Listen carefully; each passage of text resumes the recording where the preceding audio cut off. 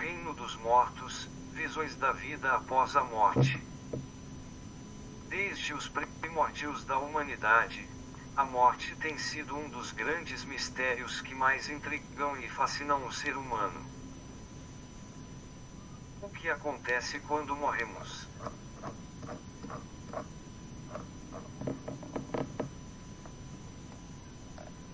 Para onde vamos? Essas perguntas não apenas impulsionam debates filosóficos e religiosos, mas também dão origem a uma vasta gama de mitos e lendas sobre o reino dos mortos e a vida após a morte. Diversas culturas, ao longo da história, desenvolveram suas próprias visões sobre o que acontece com a alma ou espírito após a morte, e essas crenças frequentemente refletem as ideias de moralidade,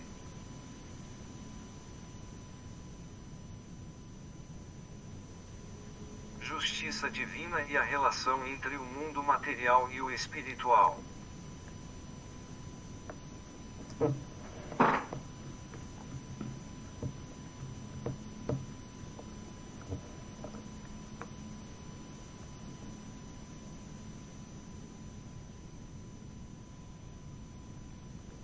Exploraremos algumas das principais visões do reino dos mortos nas mitologias e religiões de diferentes partes do mundo. Ao examinar mitos de culturas como a grega, egípcia, nórdica, mesoamericana e de outras tradições, veremos como o entendimento sobre a vida após a morte é não apenas uma resposta ao medo do desconhecido, mas também um reflexo dos valores e crenças centrais de cada sociedade. A morte como passagem, o papel do reino dos mortos. Antes de nos aprofundarmos nas diferentes visões culturais, é importante entender que a morte, em quase todas as tradições, é vista não como o fim definitivo, mas como uma passagem. Na maioria das mitologias, a alma ou espírito do indivíduo não desaparece, mas continua existindo em outra forma ou em outro lugar. Essa continuidade da vida após a morte muitas vezes depende de como o indivíduo viveu sua vida, suas ações, virtudes e pecados. O conceito de julgamento após a morte, presente em muitas culturas, sugere que a moralidade da vida terrena desempenha um papel crucial em determinar o destino final da alma. Essa ideia de uma segunda vida ou existência espiritual dá origem a narrativas complexas sobre reinos dos mortos, que podem ser lugares de descanso eterno, de tormento ou de transição. Em muitas dessas tradições, o reino dos mortos é governado por uma divindade ou guardião, e o acesso a ele é marcado por rituais ou processos que a alma deve cumprir. Vamos explorar esses conceitos através das lentes de diferentes mitologias. O submundo grego, Hades e o reino dos mortos. Na mitologia grega, a vida após a morte é governada por Hades, o deus do submundo, que também dá nome ao lugar onde os mortos residem, o Hades. A concepção grega do pós-vida reflete uma visão bastante sombria do destino humano após a morte, onde a maioria das almas se dirige ao submundo, independentemente de sua conduta em vida. O Hades é retratado como um reino subterrâneo, separado do mundo dos vivos por rios como o Estige e o Aqueronte, que as almas devem atravessar com a ajuda do barqueiro Caronte. Mediante pagamento de uma moeda, muitas vezes colocada nos olhos ou na boca do morto durante o funeral. Uma vez no Hades, as almas são julgadas por 3 juízes, Minos, Eaco e Radamanto, que uma vez no Hades, as almas são julgadas por 3 juízes. Mainos, Eco e Radamanto, que determinam para onde cada alma será enviada.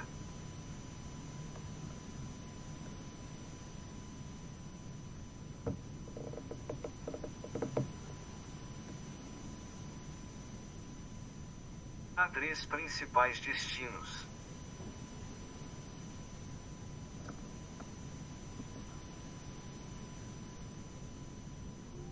Campos Elíseos, um paraíso reservado para os justos e os heróis, onde as almas podem desfrutar de paz e alegria eternas. Aqui, vemos uma concepção de pós-vida que recompensa os indivíduos com uma existência paradisíaca. Campos Asfodelos, o destino da maioria das almas comuns.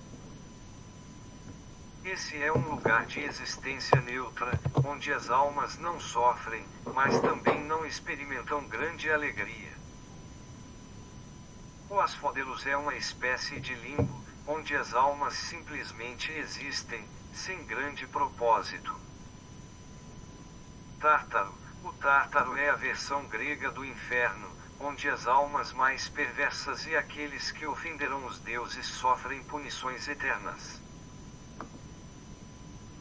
Exemplos incluem Tântalo, que, após cometer inúmeros pecados, foi condenado a passar a eternidade em um rio, sempre sedento, mas sem nunca conseguir beber da água ao seu redor. O submundo grego reflete uma visão profundamente moralista da vida após a morte, em que as almas são julgadas com base em seus feitos. No entanto, a ideia de que a maioria das almas acaba em uma existência pálida e neutra no Asfodelos destaca uma percepção grega de que a morte, em si, é uma realidade melancólica. Independentemente de como se tenha vivido. O além egípcio, o julgamento de Osíris e a vida eterna. A cultura egípcia antiga desenvolveu uma das concepções mais detalhadas e complexas sobre a vida após a morte. Para os egípcios, a morte era apenas o começo de uma nova fase da existência, e a maneira como uma pessoa vivia sua vida determinava seu destino eterno.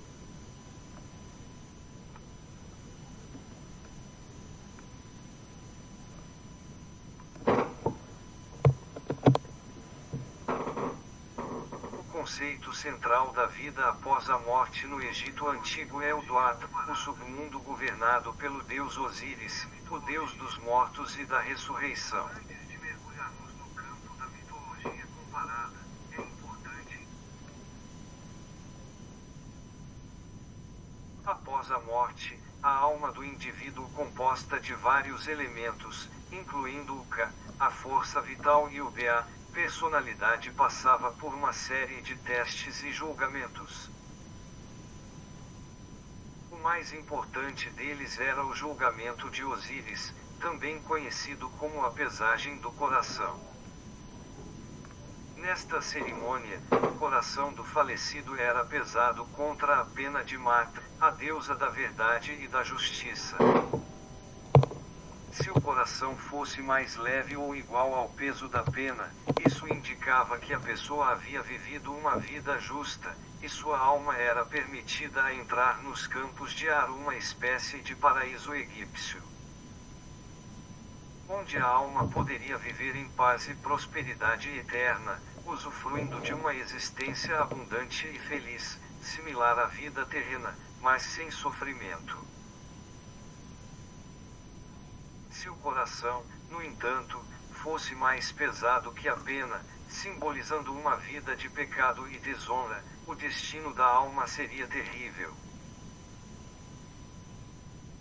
A alma seria devorada por Amita, uma criatura monstruosa com cabeça de crocodilo, corpo de leão e patas de hipopótamo. Essa segunda morte significava a aniquilação completa da alma, que deixaria de existir para sempre.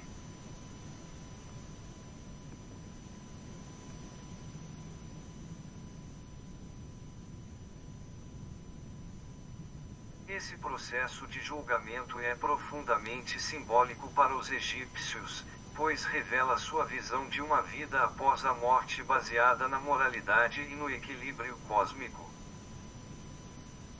O sucesso no julgamento de Osíris não apenas garantiu a entrada no paraíso, mas também envolvia rituais complexos durante a vida, como o embalsamamento e a preservação do corpo, que se acreditava serem essenciais para a alma no além. O Valhalla e Hela na mitologia nórdica. Na mitologia nórdica, o destino dos mortos é determinado principalmente pelo tipo de vida que o indivíduo levou, com ênfase particular na bravura em batalha. As almas dos guerreiros mais valentes que morreram em combate eram levadas pelas valquírias para o Valhalla, o salão dos mortos honrados governado pelo deus Odin. No Valhalla, esses guerreiros passavam seus dias treinando e combatendo, aguardando o dia do Ragnarok, o fim do mundo, quando eles lutariam ao lado dos deuses na batalha final. O Valhalla é o exemplo mais famoso de pós-vida na cultura nórdica, mas não é o único destino possível. Aqueles que morreram de causas naturais ou de maneira menos gloriosa iam para Helheim, o reino dos mortos governado por Hela, filha de Loki. Helheim é descrito como um lugar frio e sombrio, onde as almas vivem uma existência sem alegria ou propósito, semelhante ao Hades grego. No entanto, Helheim não é retratado como um local de punição como o inferno cristão, mas mais como um lugar de esquecimento e passividade, reservado para aqueles que não tiveram uma morte heróica. Essa divisão entre Valhalla e Helheim reflete a cultura guerreira dos nórdicos, onde a morte gloriosa em batalha era vista como a maior honra, enquanto a morte em tempos de paz.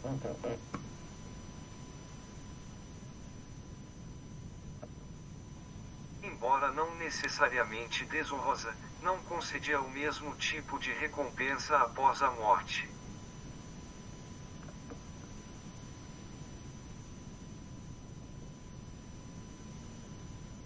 O Xibalba Maia, o submundo mesoamericano. Entre os povos mesoamericanos, a morte e a vida após a morte eram conceitos profundamente entrelaçados com o ciclo da natureza e as forças divinas. Na mitologia maia, o submundo é chamado Xibalba, um lugar sombrio e aterrorizante governado por deuses da morte e do sofrimento, como Rancamé e Vucubcamé. Xibalba é um reino repleto de perigos, armadilhas e provações, onde as almas dos mortos enfrentam uma série de testes. Na história do povo, o épico religioso dos maias Quiché, os heróis gêmeos Unapu e Esbalanque enfrentam os senhores de Xibalba em uma série de jogos e provações para derrotar a morte e restaurar a ordem no mundo.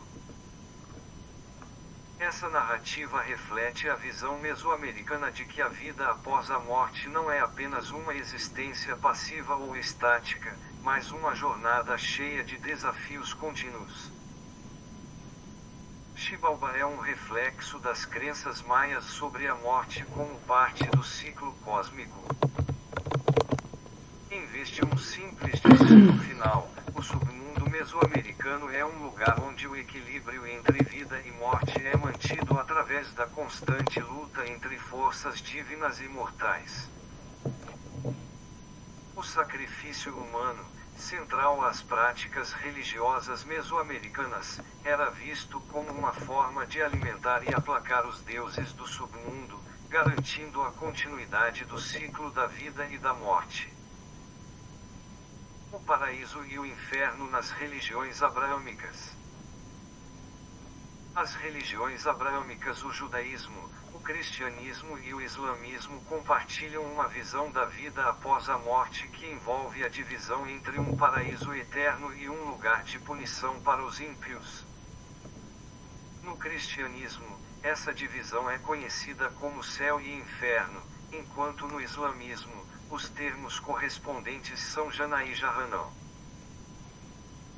No cristianismo, o céu é retratado como o destino final das almas que foram redimidas e salvas através da fé e da vida virtuosa.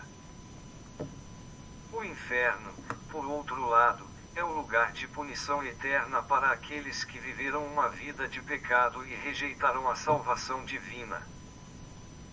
O conceito de purgatório na tradição católica romana adiciona uma camada intermediária, onde as almas que não são puramente boas ou más podem expiar seus pecados antes de entrar no céu. De forma semelhante, o islamismo ensina que após a morte, as almas são julgadas por Deus com base em suas ações durante a vida. Os justos são recompensados com a entrada no Jannah, um paraíso de jardins luxuriantes, rios de leite e mel, e felicidade eterna. Aqueles que foram ímpios são enviados ao Jahannam, onde sofrem punições proporcionais aos seus pecados.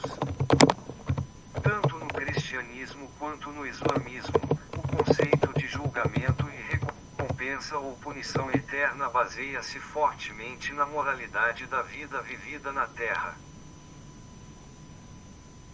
Essas religiões compartilham a ideia de que o destino da alma está diretamente relacionado às escolhas feitas em vida, e que o comportamento humano tem consequências eternas.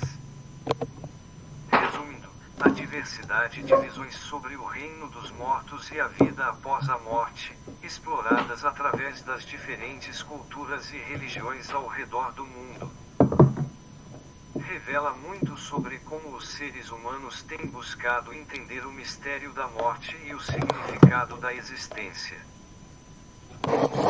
Embora as interpretações variem amplamente desde o sombrio Hades da mitologia grega até os campos de Aro no Egito ou o Valhalla da mitologia nórdica, todas essas narrativas servem a um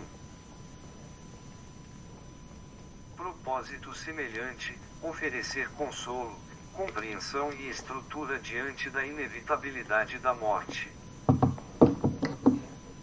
Essas visões também refletem os valores centrais de cada cultura, seja o ideal de bravura guerreira entre os nórdicos, a justiça cósmica dos egípcios, ou o julgamento moral nas tradições abraâmicas.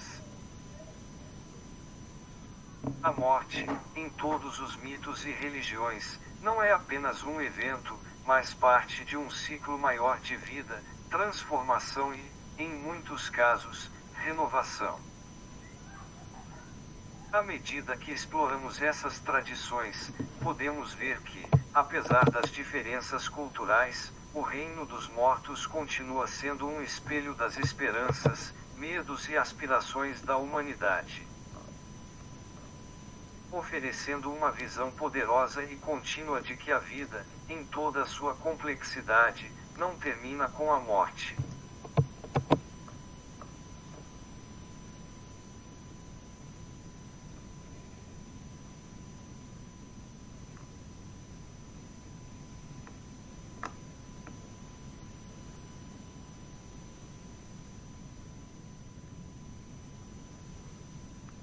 O mito do trickster, ou o deus trapaceiro, é uma das figuras mais fascinantes e paradoxais da mitologia mundial. Ele é tanto herói quanto vilão, criador e destruidor, sábio e tolo, com sua natureza dual e frequentemente imprevisível. O trickster desafia a ordem estabelecida, subverte as normas sociais e questiona as leis divinas. Apesar de suas ações muitas vezes parecerem destrutivas ou caóticas, ele também desempenha um papel fundamental na transformação e renovação da ordem cósmica e social. Este vídeo explorará a figura do trickster através de várias culturas, explorando suas características e funções. Veremos como deuses como Loki, na mitologia nórdica, Hermes, na mitologia grega, Exu, nas tradições iorubás, e o coiote, nas culturas indígenas norte-americanas, são exemplos clássicos dessa figura tão peculiar.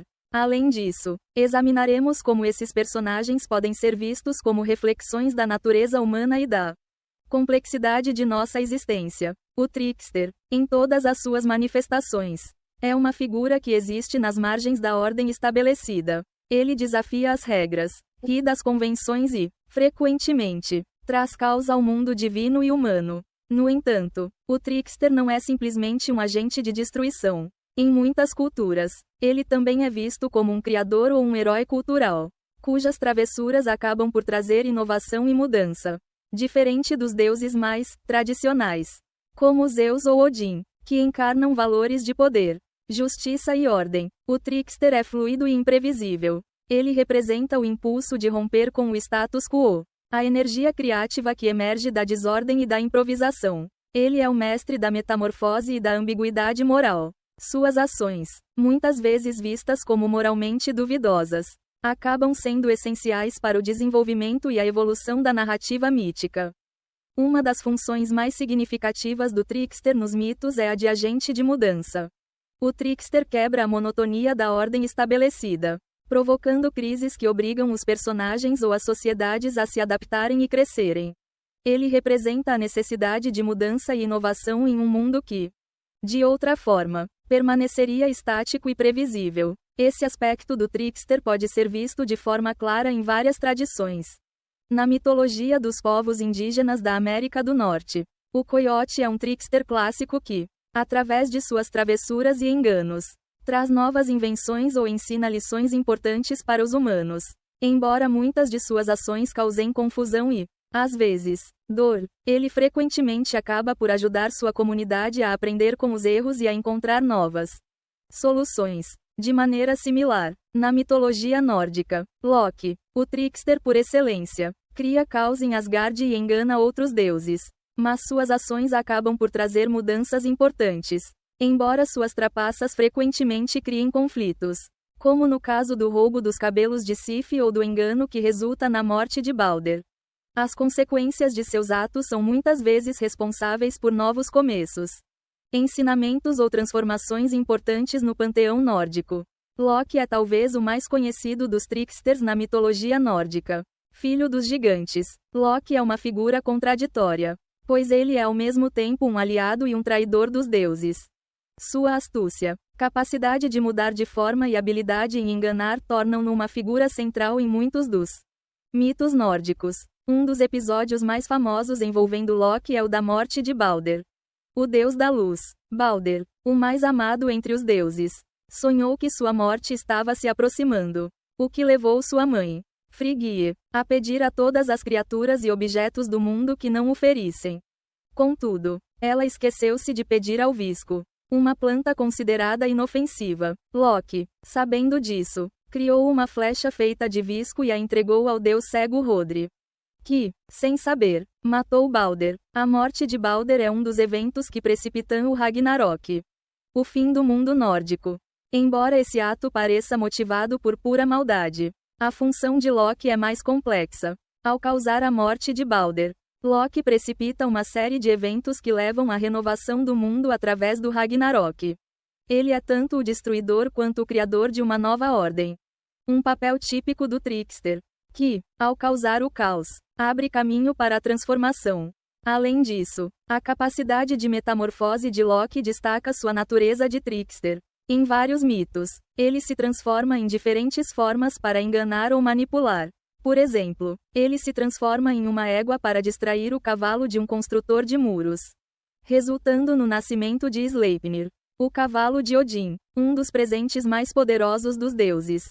Essa história exemplifica como as ações do trickster, mesmo que inicialmente prejudiciais ou absurdas, acabam beneficiando o panteão. Na mitologia grega, o papel do trickster é assumido por Hermes, o mensageiro dos deuses e deus dos ladrões, dos comerciantes e dos viajantes.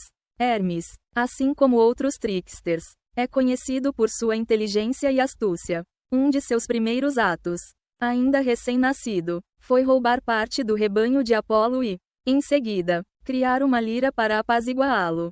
Essa habilidade de transformar situações desvantajosas em soluções criativas é uma característica essencial dos tricksters. Hermes é, em muitos aspectos, um mediador entre os mundos. Como mensageiro dos deuses, ele transita entre o Olimpo, a Terra e o submundo. Ele é também o psicopompo, ou seja, o guia das almas, responsável por conduzir os mortos ao submundo. Sua capacidade de mover-se livremente entre essas diferentes esferas reflete a natureza liminar do trickster, alguém que vive nas margens e atravessa fronteiras físicas e metafóricas.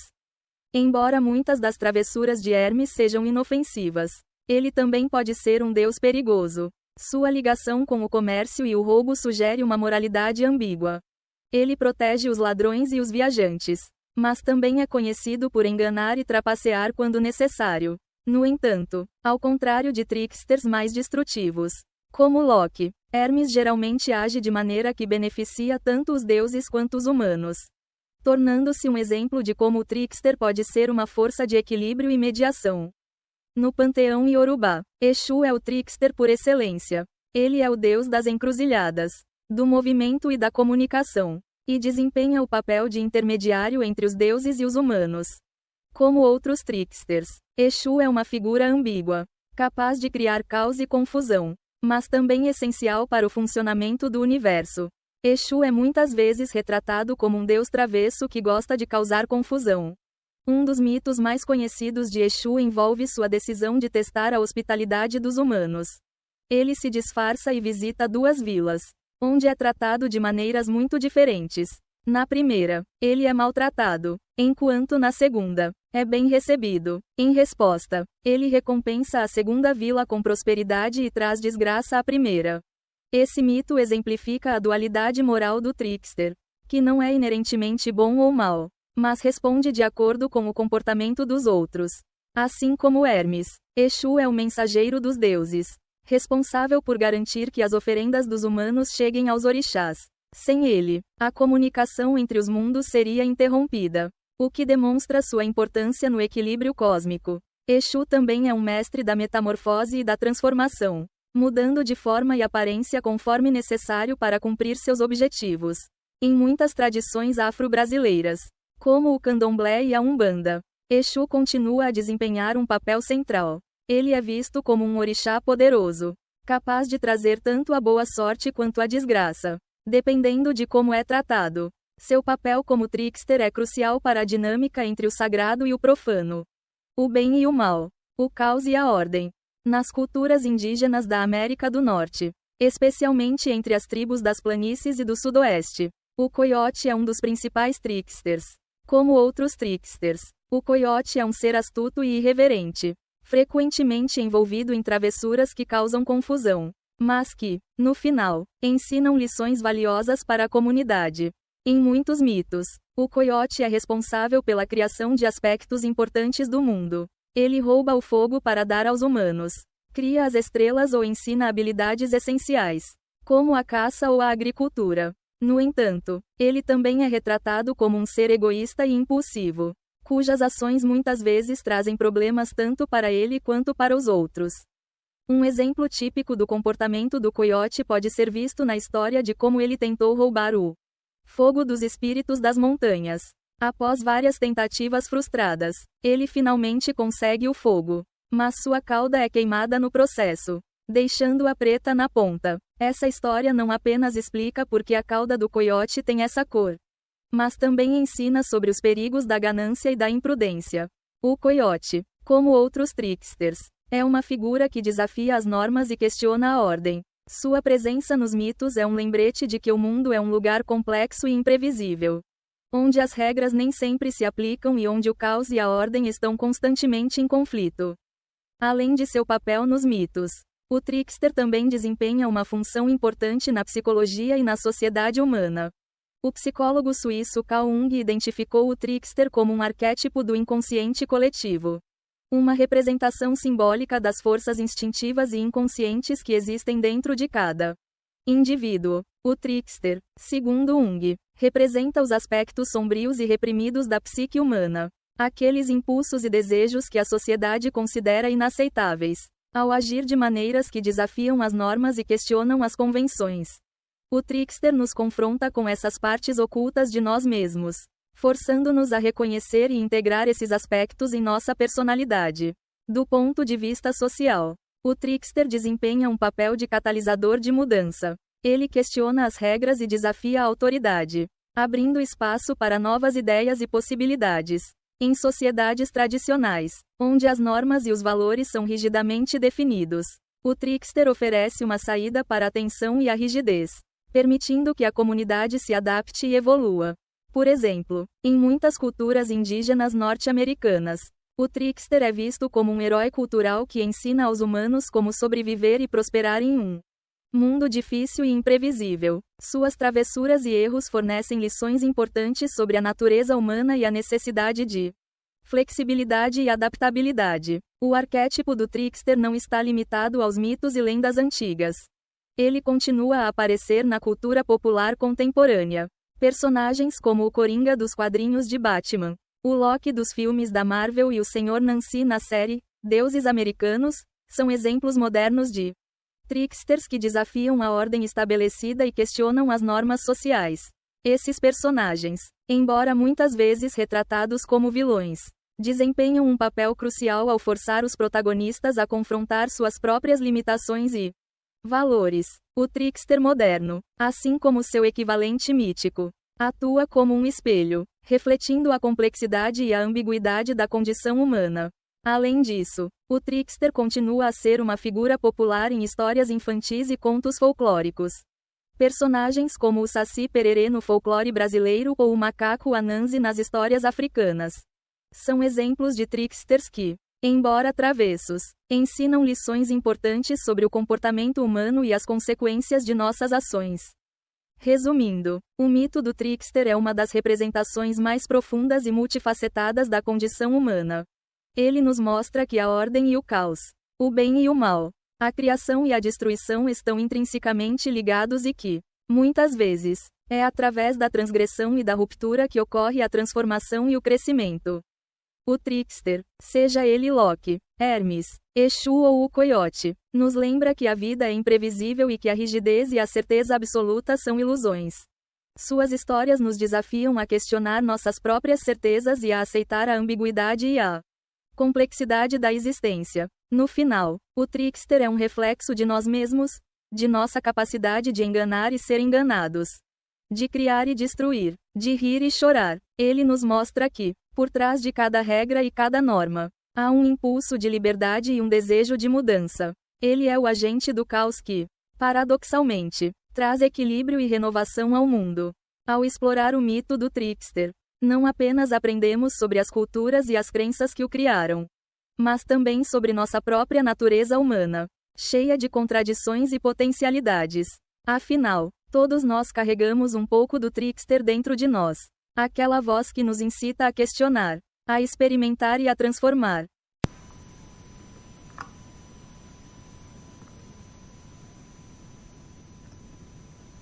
Deuses criadores e destruidores.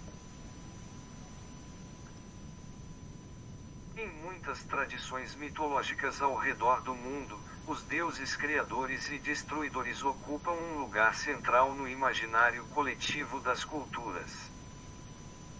Eles são frequentemente representados como forças divinas que possuem o poder de criar o cosmos e a vida, e também de destruí-los quando necessário.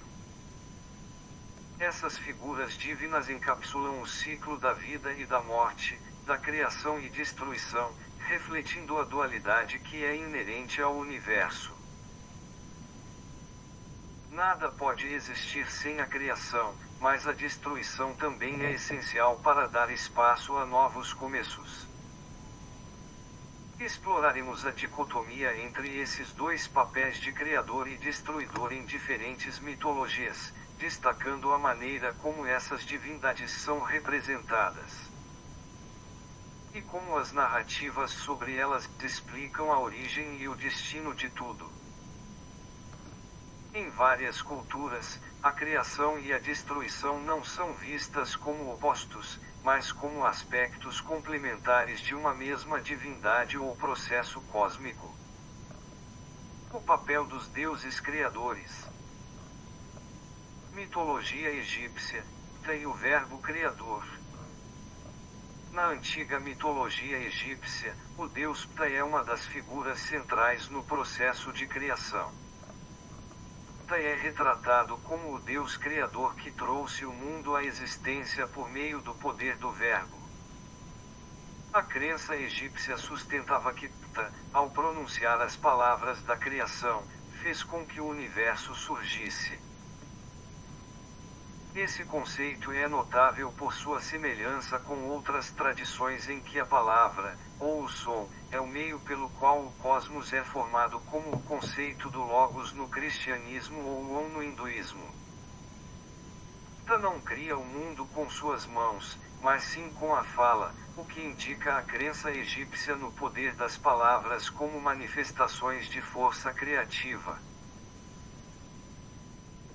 Ao lado de Gupta, outras divindades como Atum e Amon também desempenham papéis importantes na criação.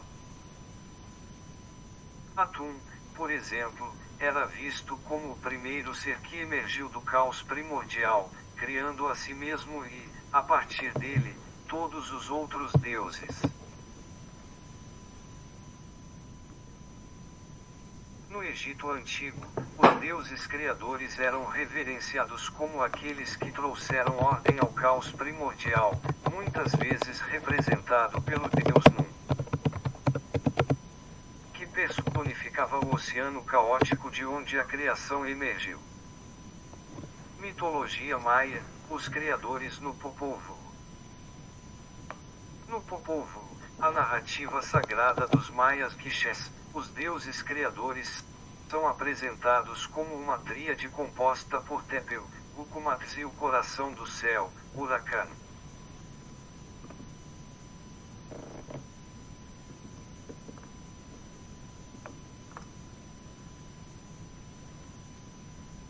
No início da criação, eles se reúnem para discutir a criação da terra, dos animais e, eventualmente, dos seres humanos. O texto detalha várias tentativas falhas de criar a humanidade, resultando em seres imperfeitos, até que finalmente conseguem criar seres humanos a partir de milho.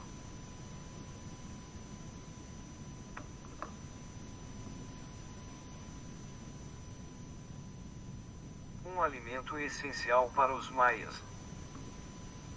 A mitologia maia sublinha que o processo de criação não é um ato único e perfeito. Os primeiros seres humanos, feitos de barro, não tinham alma e desmoronaram. Os segundos, feitos de madeira, não possuíam inteligência e foram destruídos por um dilúvio. Somente a terceira tentativa, com seres humanos feitos de milho, resultou em uma criação bem-sucedida. Essa narrativa ilustra como os deuses criadores maias enfrentaram dificuldades e falhas em seu ato de criação, demonstrando que a perfeição é alcançada através de tentativa e erro, um tema que reflete a própria experiência humana. Deuses destruidores, o outro lado da moeda. Enquanto os deuses criadores são associados com a vida, a ordem e a construção do cosmos, os deuses destruidores estão frequentemente ligados ao caos, à morte e à destruição. No entanto, é crucial entender que na maioria das mitologias, a destruição não é vista de maneira puramente negativa. Em muitos casos, a destruição é uma parte necessária do ciclo natural que possibilita a renovação e o recomeço. Hinduísmo, Shiva, o destruidor. Na mitologia hindu, Shiva é conhecido como o deus destruidor, mas essa descrição é muitas vezes simplificada e mal compreendida. Shiva, como parte da tríade hindu, junto com Brahma, o Criador, e Vishnu, o Preservador, é responsável por destruir o universo no final de cada ciclo cósmico para que uma nova criação possa emergir. No entanto, a destruição de Shiva não é vista como um mal. Pelo contrário, é uma destruição regenerativa. Ele destrói o universo para purificar e permitir que um novo ciclo de criação comece. Shiva é frequentemente retratado como o dançarino cósmico, na famosa pose chamada Natratya, onde ele executa a dança da destruição e criação, simbolizando a eterna mudança e o movimento do cosmos. Ele também é associado ao fogo, elemento purificador e transformador, que destrói o velho e o impuro para abrir espaço para o novo.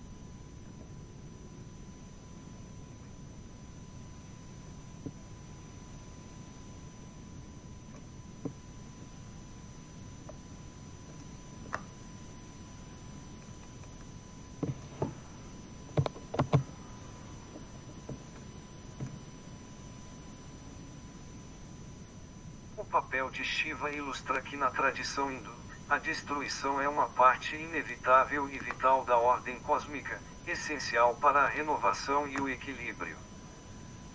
Mitologia nórdica, o Ragnarok e a destruição do mundo. Na mitologia nórdica, a destruição final do mundo é descrita no épico do Ragnarok, o crepúsculo dos deuses. O Ragnarok é um evento apocalíptico que marcará a morte dos principais deuses e a destruição de quase tudo no cosmos. Durante o Ragnarok, forças do caos, lideradas por Loki e os gigantes, batalharão contra os deuses de Asgard. Muitos deuses importantes, como Odin, Thor e Freyr, serão mortos, e a terra será engolida pelas águas.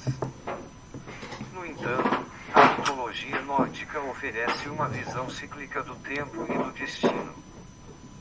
Embora o Ragnarok seja uma destruição cataclísmica, ele não é o fim definitivo. Depois que o mundo é destruído, ele renasce das águas, e dois seres humanos, Lif e Liftrazir, sobreviverão para repovoar a terra. Assim, o Ragnarok representa tanto o fim quanto um novo começo, um tema que se repete em várias tradições mitológicas. Essa concepção nórdica de destruição seguida por renascimento reflete a natureza cíclica do universo na mitologia nórdica.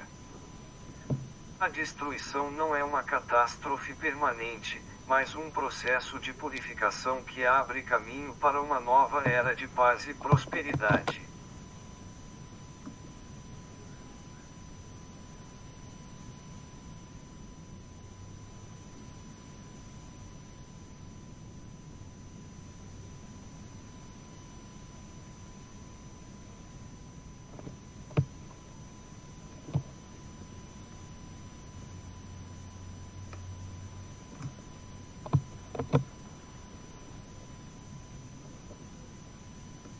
Deuses com naturezas duplas, criadores e destruidores.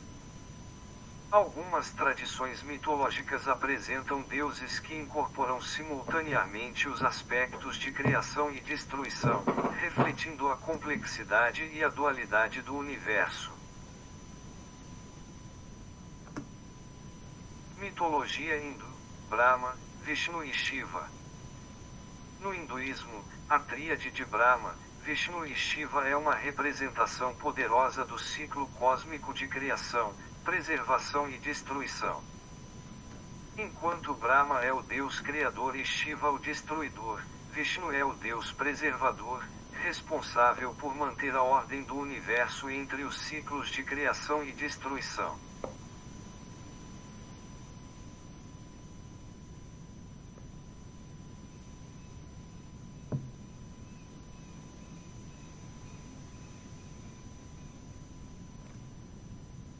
entanto, até mesmo essas funções não são rígidas. Em várias lendas, Vishnu e Shiva desempenham papéis tanto de criador quanto de destruidor, dependendo das necessidades cósmicas.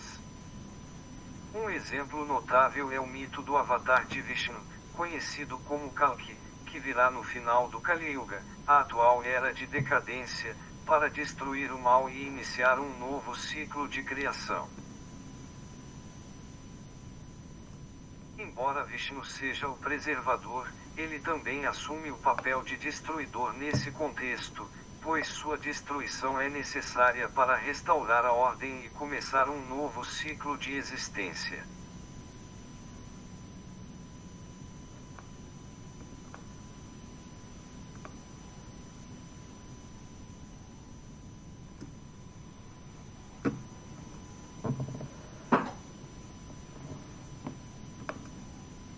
Da mesma forma, Shiva é frequentemente associado à criação, especialmente em sua forma de Shivalinga, que simboliza tanto o princípio criativo quanto o destrutivo.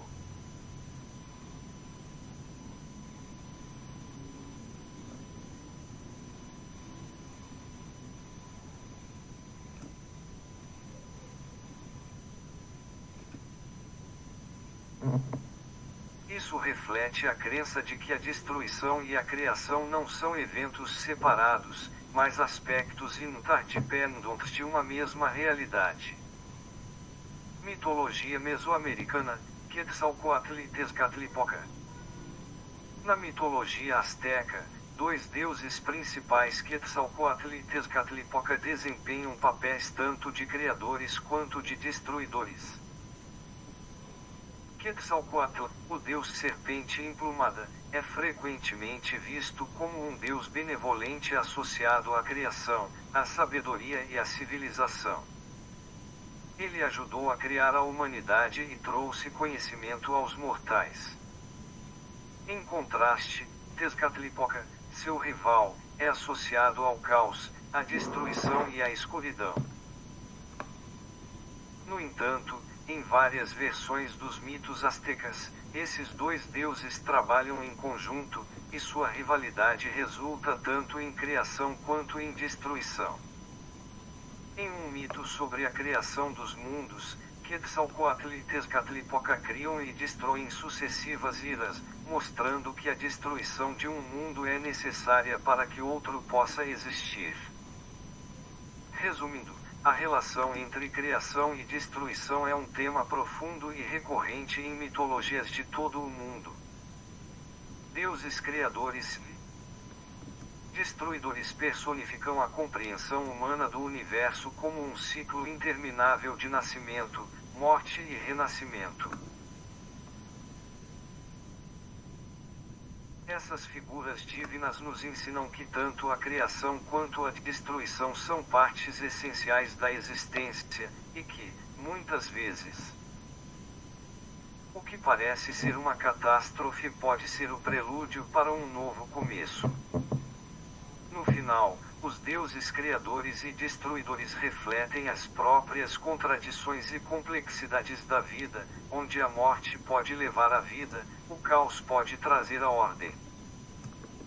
E o fim pode ser apenas um novo começo.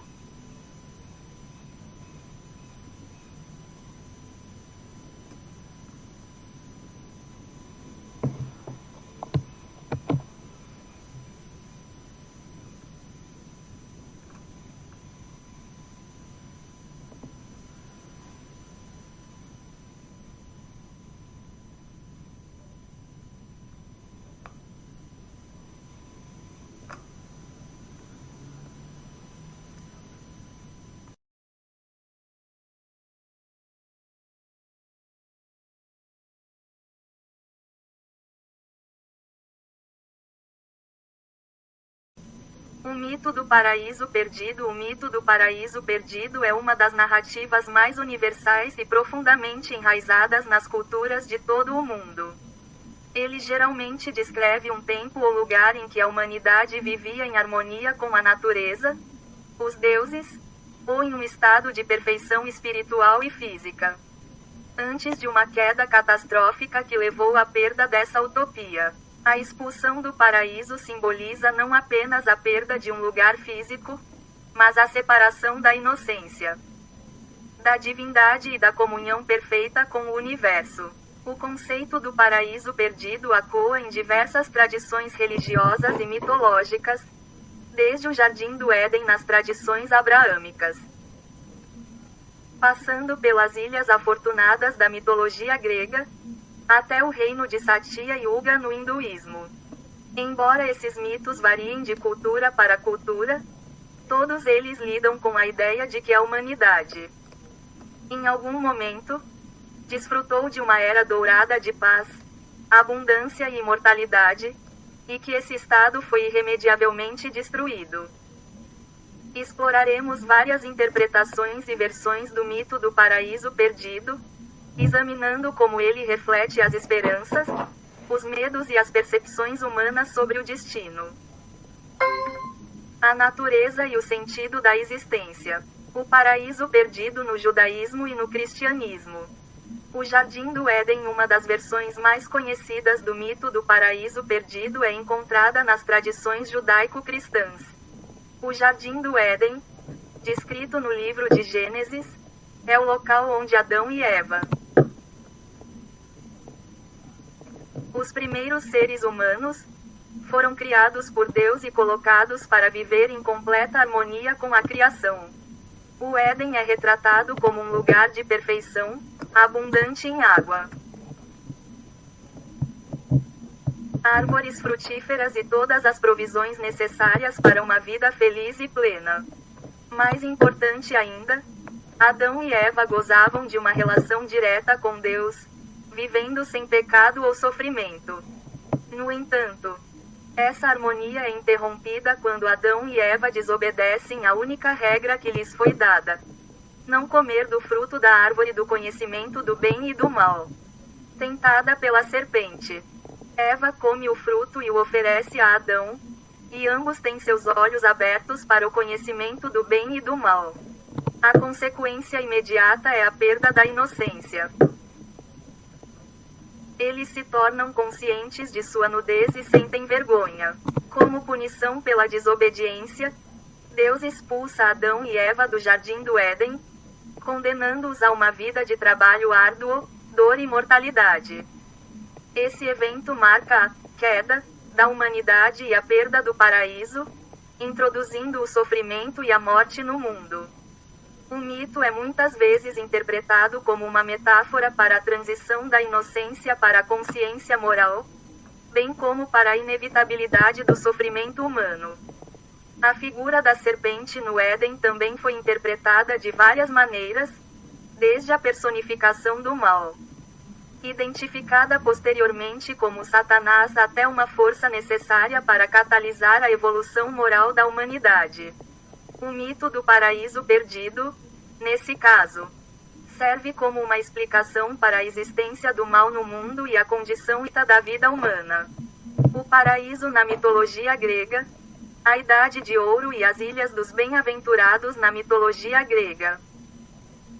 A ideia de um paraíso perdido é expressa no conceito da Idade de Ouro. De acordo com o poeta Hesíodo, a humanidade já viveu em um tempo de perfeita harmonia durante o reinado de Cronos, o titã que governou o cosmos antes de ser destronado por seu filho Zeus. Durante a Idade de Ouro, os seres humanos eram imortais. Não conheciam o sofrimento ou o trabalho e viviam em paz com a natureza e entre si. Essa era utópica foi, entretanto, seguida por um declínio gradual da humanidade através das idades de prata, bronze e finalmente a Idade de Ferro, a era da violência e do sofrimento, onde os homens conhecem a dor, o trabalho árduo e a guerra. A Idade de Ouro, portanto, simboliza um tempo idealizado e perdido, ao qual a humanidade não pode mais retornar, marcando o início da percepção da vida como repleta de desafios e decadência. Além da Idade de Ouro, os gregos também tinham a ideia das Ilhas dos Bem-aventurados ou Ilhas Afortunadas, localizadas no extremo oeste do mundo conhecido, onde os heróis e justos viviam após a morte. As Ilhas Afortunadas eram um lugar de paz e felicidade eterna, onde não havia dor nem sofrimento. Embora essas ilhas não fossem acessíveis aos mortais comuns, elas representavam uma continuação da ideia de que um estado de perfeição e felicidade existia em algum lugar, ainda que fosse inalcançável para a maioria. Esses conceitos gregos refletem uma visão de que o paraíso, embora perdido para a humanidade em geral, ainda pode ser alcançado por aqueles considerados dignos. No entanto, a separação entre o mundo humano e o paraíso é irrevogável, o que reforça a ideia de que a perfeição é uma realidade passada ou mítica, não algo que possa ser recuperado na vida terrena. O Jardim dos Deuses na mitologia suméria. Na mitologia suméria, uma das mais antigas tradições escritas da humanidade, também encontramos a ideia de um paraíso primitivo. O poema épico de Gilgamesh, datado de cerca de 2100 a.C., descreve o personagem Enkidu, que originalmente vivia em estado selvagem e em comunhão com os animais, antes de ser civilizado pelos humanos. Embora o épico de Gilgamesh não descreva exatamente um paraíso perdido no estilo do Jardim do Éden, a história de Enkidu sugere a ideia de uma conexão primal e harmoniosa com a natureza que é irremediavelmente rompida pelo contato com a civilização. Além disso, os textos sumérios e acadianos também mencionam o Jardim dos Deuses, localizado nas terras altas de Dilmun, uma terra mítica que era frequentemente associada com a perfeição e a imortalidade. Em Dilmun, os deuses viviam em um estado de felicidade eterna, sem doença ou morte. Este jardim divino reflete a ideia de um lugar perfeito de onde a humanidade foi separada, e que permanece inacessível aos mortais. Os sumérios, assim como outras culturas do Oriente Próximo, também acreditavam que a humanidade havia sido criada para servir aos deuses e que, no início, os humanos e os deuses viviam juntos em harmonia. No entanto, essa relação eventualmente se deteriorou, e os humanos foram deixados para viver em um estado de servidão e sofrimento, enquanto os deuses habitavam um reino celestial separado. O mito do paraíso perdido na cultura hindu. No hinduísmo, o conceito de um paraíso perdido está relacionado ao ciclo das eras cósmicas conhecidas. A primeira dessas eras é chamada Satya Yuga ou Krita Yuga, e é descrita como uma época de virtude, paz e abundância, onde a humanidade vivia em harmonia com o Dharma, ordem cósmica e moral. Durante o Satya Yuga, não havia sofrimento, violência ou injustiça, e as pessoas viviam em plena comunhão com os deuses e com a natureza. Conforme o tempo avançava, a humanidade gradualmente decaiu, entrando nas eras subsequentes de Treta Yuga, Dvapara Yuga, e finalmente o Kali Yuga, a era atual. O Kali Yuga é caracterizado pela decadência moral, o aumento da violência, o afastamento do Dharma e o predomínio do sofrimento. Esse ciclo das eras cósmicas representa uma visão cíclica do tempo, onde o paraíso perdido não é um evento único, mas parte de um ciclo eterno de criação e destruição. No final do Kali Yuga, acredita-se que o avatar de Vishnu, Kalki, virá para destruir o mal e restaurar o Satya Yuga, renovando o ciclo. O mito do paraíso perdido no hinduísmo, portanto, é inseparável da ideia de ciclos de tempo e renovação cósmica, onde a perfeição pode ser perdida, mas eventualmente será restaurada. O paraíso perdido nas culturas indígenas americanas. Em várias culturas indígenas das Américas, o mito do paraíso perdido aparece em formas que refletem a relação profunda dessas culturas com a terra e o ciclo da natureza. Entre os povos Hopi, por exemplo, existe a crença de que a humanidade viveu em mundos anteriores, chamados de Túrios, que foram destruídos devido ao comportamento inadequado dos seres humanos. No mito Hopi, os primeiros humanos viverão em harmonia com a terra e os deuses no primeiro mundo, que era uma espécie de paraíso. No entanto, com o tempo, as pessoas se tornaram corruptas, e o primeiro mundo foi destruído por catástrofes naturais. Isso levou os sobreviventes a migrar para um novo mundo, onde o ciclo de criação e destruição se repetiu.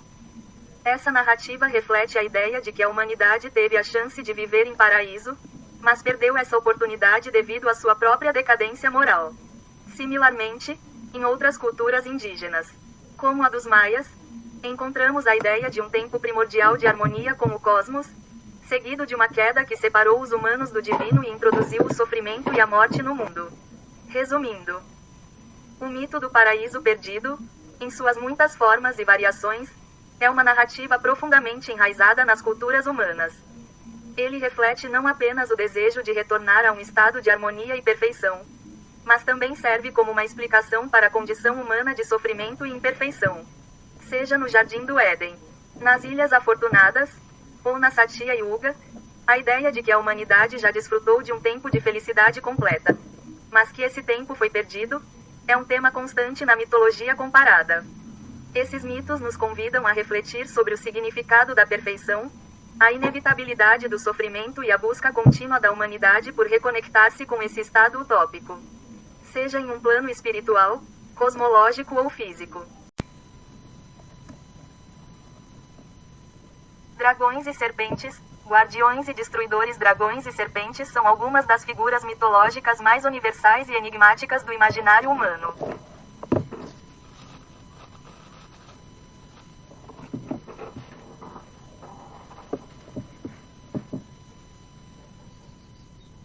Encontrados em praticamente todas as culturas, essas criaturas evocam uma mistura de fascínio, temor e respeito.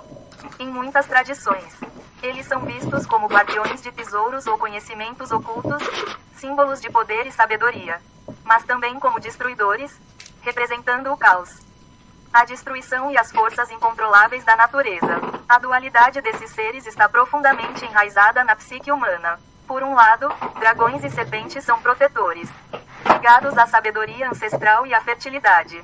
Por outro, são destruidores, capazes de trazer o caos e a ruína. Neste vídeo, exploraremos como diferentes culturas retratam dragões e serpentes, analisando suas múltiplas facetas e o que essas criaturas representam para a humanidade.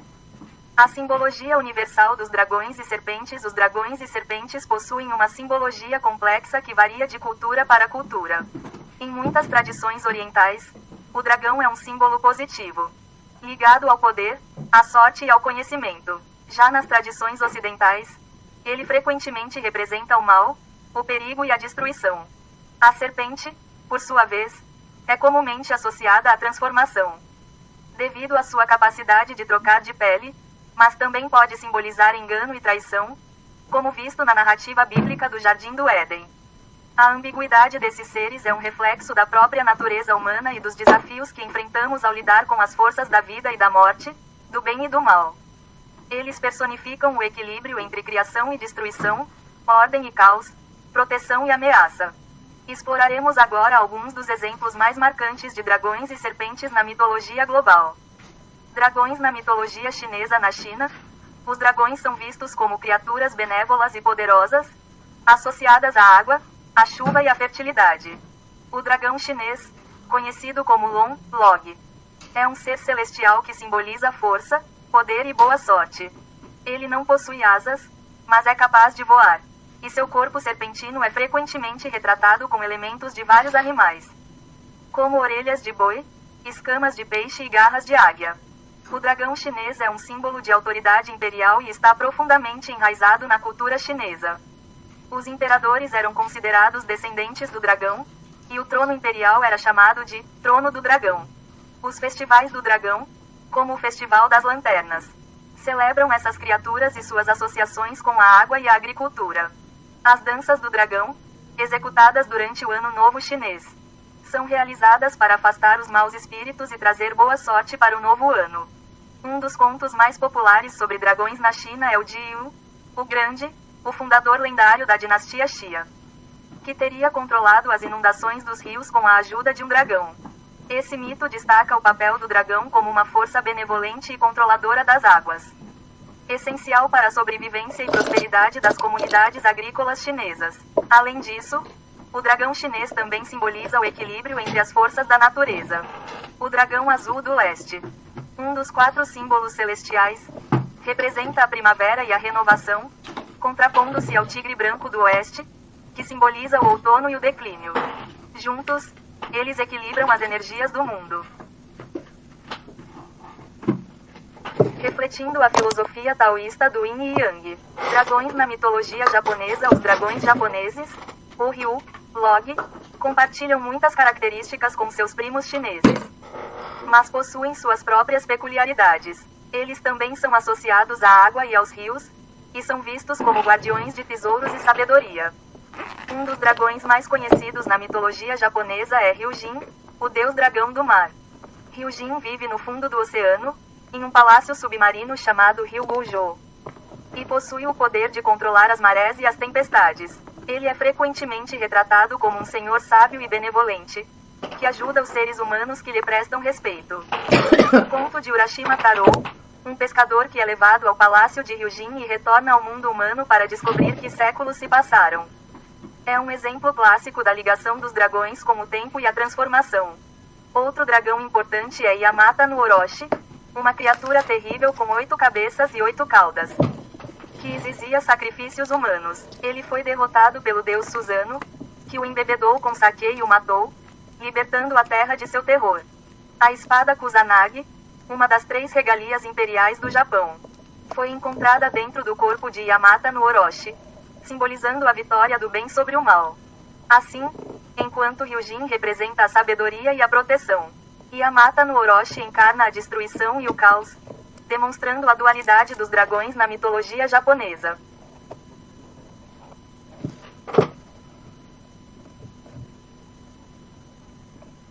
Dragões na mitologia nórdica. Na mitologia nórdica, os dragões são frequentemente associados ao caos e à destruição. Um dos mais famosos é Jormungandr, a serpente de Midgard, um dos filhos de Loki. Jormungandr é tão grande que circunda o mundo, mordendo sua própria cauda, em uma imagem que lembra o Ouroboros, símbolo de eternidade e ciclo.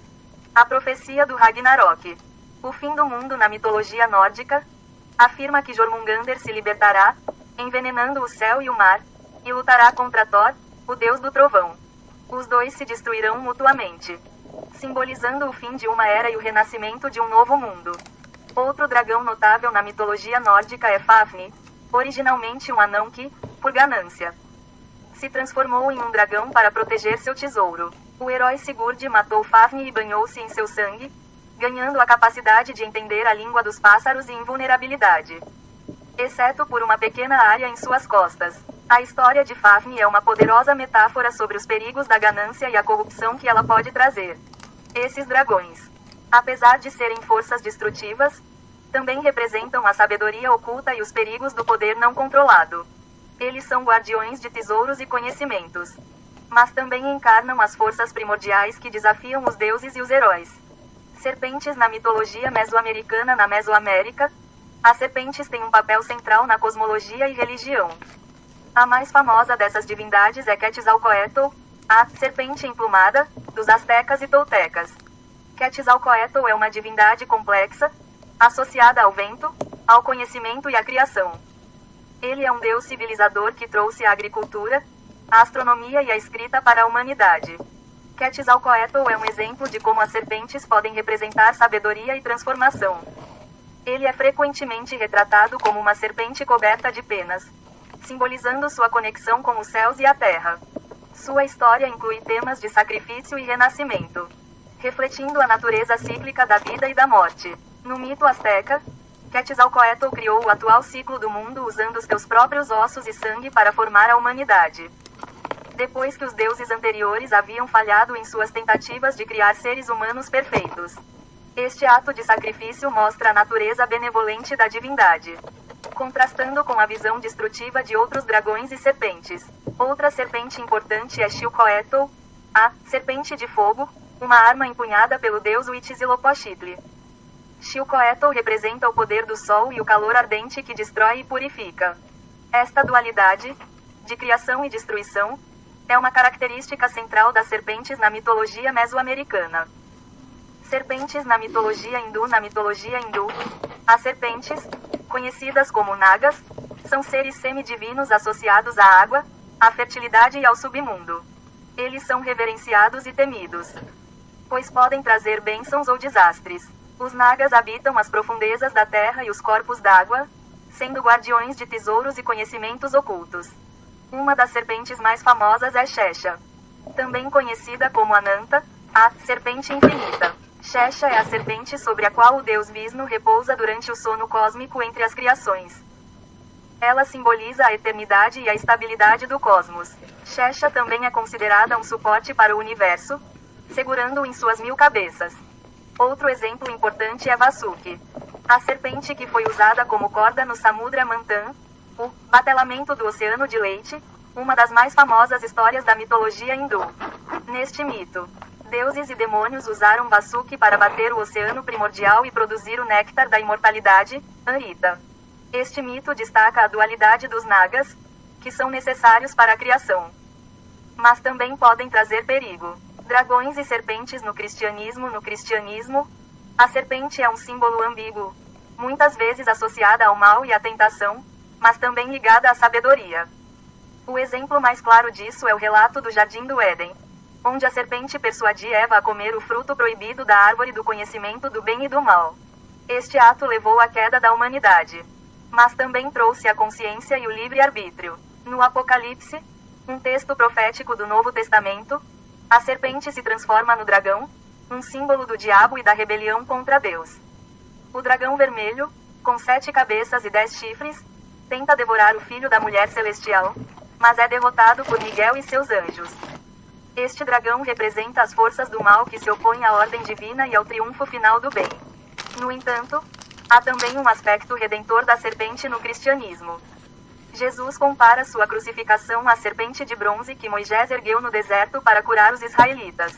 Aqueles que olhassem para a serpente seriam curados de suas feridas, assim como aqueles que acreditassem em Jesus seriam salvos. Isso mostra que, mesmo na tradição cristã, a serpente pode ser vista como um símbolo de cura e redenção.